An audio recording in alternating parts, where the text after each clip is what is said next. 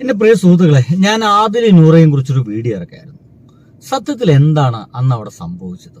നേരിട്ട് പങ്കെടുത്ത ഒരു പെൺകുട്ടിയുണ്ട്. ആളുടെ പേര് രശ്മി എൻ ഭായി എന്നുള്ളതാണ്. നമുക്ക് അവരെ വാക്കുകൾ കേട്ട് കഴിഞ്ഞാൽ ഏകദേശം എന്താണ് അവിടെ സംഭവിച്ചത് നമുക്ക് മനസ്സിലാവും. കാരണം നമ്മൾ ഈ പറയുന്നൊന്നല്ല അവിടുത്തെ കാര്യങ്ങൾ എന്നുള്ളതാണ്. This reel is unavailable. What the hell is happening over here? Hi, എല്ലാവർക്കും നമസ്കാരം. ഞാൻ റസ്മിൻ. ഭയങ്കര സങ്കടകരമായിട്ടുള്ള ഒരു കാര്യം രാവിലെ തന്നെ കണ്ടു. വേറെ ഒന്നുമല്ല, ഞങ്ങള് ഈ കഴിഞ്ഞ ദിവസം ഒരു പ്രോഗ്രാമിന് പോയിരുന്നു. ഞാൻ, എന്റെ സീസണിലുണ്ടായിരുന്ന നോറ, അതുപോലെ ഈ സീസൺ 7 ആദില നൂറയായിട്ട് നമ്മുടെ മലബാർ ഗോൾഡ് ആൻഡ് ഡയമണ്ട്സിന്റെ ഫൈസൽക്കാട് ഹൗസ് വാമിന് കോഴിക്കോട് പോയിട്ടുണ്ടായിരുന്നു. നമ്മളെ ഇങ്ങോട്ട് വിളിച്ചു, ഇൻവിറ്റേഷൻ ഒക്കെ അയച്ചു. എല്ലാവരും ഓൾമോസ്റ്റ് എല്ലാ മേഖലയിലുള്ള ആൾക്കാരും അവിടെ വന്നിട്ടുണ്ടായിരുന്നു. ഞങ്ങൾ വളരെയധികം നല്ല രീതിയിൽ തന്നെയാണ് ട്രീറ്റ് ചെയ്തത്. നമ്മളെ കൊണ്ട് നടന്ന ഓരോ സ്ഥലങ്ങളിലും നമുക്ക് ത്രൂ ഔട്ട് നമ്മുടെ കൂടെ ഒരാള് ഫുള്ള് കാണിച്ചു തരാനും എക്സ്പ്ലോർ ചെയ്യാനൊക്കെ ഒരാൾ കൂടെ ഉണ്ടായിരുന്നു. അതിലൊക്കെ ഒരുപാട് സന്തോഷം. പക്ഷെ ഇന്ന് രാവിലെ കണ്ടൊരു ഒരു FB പോസ്റ്റ് കണ്ടിരുന്നു. അതും ഇന്ന് ഞങ്ങൾ പോയ അവിടുത്തെ ഫൈസൽക്കാട് FB പോസ്റ്റ് ആയിരുന്നു. നോക്കൂ, ഇവര് വൃത്തിയോട് പറയുന്നുണ്ട് ഇദ്ദേഹത്തെ ഇവരെ ക്ഷണിക്കപ്പെട്ട ആളുകളാണ്.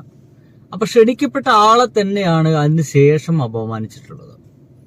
ഇതാണ് ഞാൻ മുന്നേ പറഞ്ഞത്. അങ്ങനത്തെ ഒരു അപമാനത്തിലേക്ക് ഇവർ അപമാനിക്കപ്പെടേണ്ടവരാണ് സമൂഹത്തിൽ എന്ന് പറഞ്ഞ ചിന്തയിലേക്ക് ഫൈസൽ എന്ന് പറയുന്ന ആ മലബാർ ഗോൾഡിന്റെ ഉടമ എത്തിയത് എങ്ങനെ? ഇതാണ് ചോദ്യം. വേറൊന്നുമല്ല, വീട്ടിൽ വിളിച്ച് വരുത്തിയിട്ട് അപമാനിക്കാന്ന് പറയില്ലേ, എന്നെ അല്ല, എന്റെ ഫ്രണ്ട്സിനെയാണ്. അപ്പോ മനുഷ്യനായിട്ട് കാണാൻ പറ്റാത്ത ആൾക്കാരും ഭയങ്കര സങ്കടം.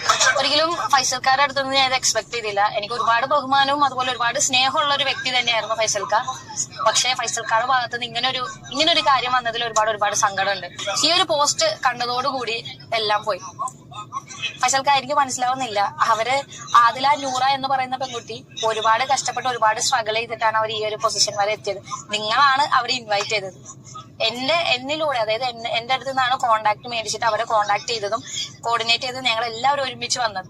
എന്നിട്ട് എന്തുകൊണ്ടാണ് ഫൈസൽക്കാർ രാവിലെ ഇങ്ങനെ ഒരു പോസ്റ്റ്, അതായത് സമൂഹത്തില് അക്സെപ്റ്റ് ചെയ്യുന്നില്ല, അല്ലെങ്കിൽ വീട്ടുകാരെ അത്രയും ബുദ്ധിമുട്ടിച്ചു, പിന്നെ അവരെന്താ ചെയ്യണ്ടേ? വീട്ടുകാരെ അവർ അക്സെപ്റ്റ് ചെയ്യുന്നില്ല. കുട്ടിയെ നിക്ക്, ഒരു കാര്യം, ഫൈസൽക്ക പിന്നെ നിങ്ങൾ എന്തിനാണ് ഇവര് അതിനൊക്കെ ശേഷം അപമാനിച്ചത് എന്നാണ് ഇപ്പൊ രശ്മി ചോദിച്ചുകൊണ്ടിരിക്കുന്നത്.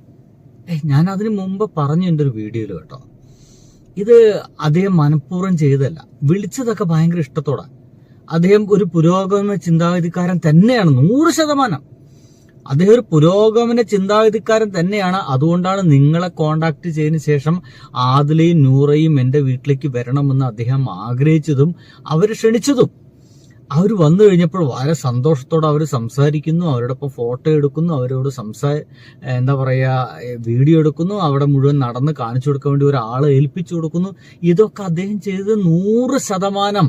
അതിനപ്പുറം സത്യസന്ധതയോട് കൂടിയിട്ട് തന്നെയാണ് ഫൈസൽ എന്ന് പറയുന്ന ആ വ്യക്തി ചെയ്തത്. നിങ്ങൾ വെറുതെ ഫൈസലിനെ എന്ന് പറയുന്ന ആ വ്യക്തിയെ അപമാനിക്കുന്ന രീതിയിൽ നിങ്ങൾ വെറുതെ പോസ്റ്റ് അല്ലേ?